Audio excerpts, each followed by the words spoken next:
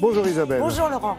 Mettez-nous en appétit avec la food tech. Il s'agit de quoi exactement? Alors la food tech, eh bien, c'est un mouvement labellisé par le gouvernement qui a pour objectif de favoriser l'émergence des jeunes pousses. Les jeunes pousses, eh bien, ce sont les start-up. Et l'idée, c'est d'aider donc les meilleurs projets, c'est-à-dire les initiatives entrepreneuriales les plus innovantes, régionales, et qui se situent entre le champ et l'assiette, c'est-à-dire du produit alimentaire. Donc c'est tout nouveau. Ça va se dérouler dans différentes villes de France avec des rencontres. En l'occasion, oui.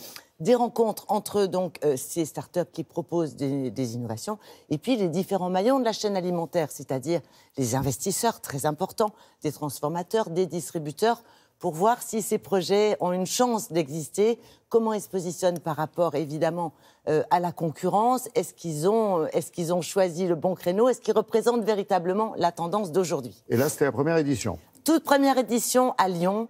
Alors, ces rencontres se sont déroulées dans une école où on a des formations pour être ingénieur dans l'agronomie, dans l'alimentation et dans l'environnement. Et en plus, c'est un incubateur. Donc, évidemment, nous nous sommes rendus sur place pour voir comment ça se passe. On a choisi 4 startups sur les 30 qui étaient à l'honneur ce jour-là.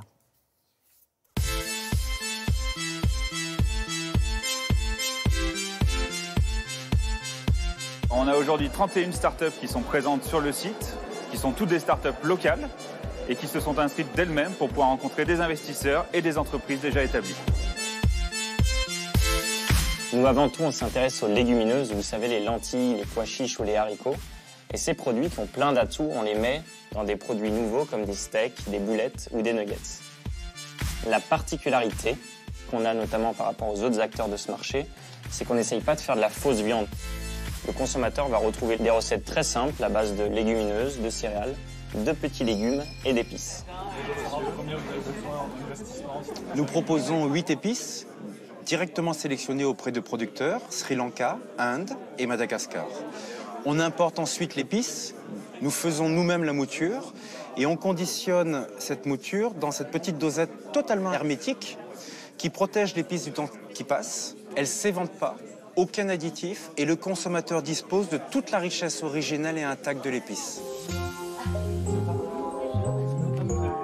On est clairement sur des startups qui sont différenciantes des grands acteurs de l'agroalimentaire classique. Leur originalité, c'est d'être sur un créneau innovant, sur un produit innovant, sur un positionnement innovant. Je pense qu'on en a une bonne moitié, à mon avis, qui a un avenir, ça c'est sûr. Nous travaillons un burger, une alternative à la viande, qui est composée d'un steak, de pois chiches, et on a rajouté une farine d'insectes, des vers de farine. L'innovation majeure, c'était de sortir du côté gadget. Aujourd'hui, nous sommes commercialisés chez des restaurateurs, et demain, nous cherchons à distribuer dans des magasins biologiques pour toucher un plus grand public. La prochaine étape aujourd'hui sur les entreprises qu'on aura présélectionnées, c'est de venir faire un pitch devant notre comité d'investissement. Et là, on va pouvoir rentrer dans le détail à la fois de leur business model et puis analyser les dirigeants de manière un peu plus fine. Je pense qu'on va en aider quelques-uns, oui. Donc, nous proposons des pois chiches grillés pour l'apéritif. On a une gamme de 6 saveurs différentes. Ce sont des produits qui sont riches en fibres, en protéines, faibles en matières grasses. Donc c'est 4 fois moins gras qu'une cacahuète classique. Et c'est naturellement sans gluten et vegan, donc ils peuvent correspondre à tout type de régime alimentaire. C'est une première édition. On a beaucoup de startups qui se sont mobilisées, qui ont rencontré aujourd'hui 34 entreprises et investisseurs. On veut d'ores et déjà reproduire l'événement l'année prochaine. Et donc, Isabelle, la prochaine étape, c'est? Alors, différentes rencontres dans d'autres villes, notamment Rennes, Dijon, Brest ou Montpellier. Certaines sont déjà distribuées dans des circuits spécialisés et veulent gagner le grand public. Mais on ne sait pas quand. Non, c'est quand ils veulent. C'est quand ils veulent, absolument. Merci, bonne journée Isabelle.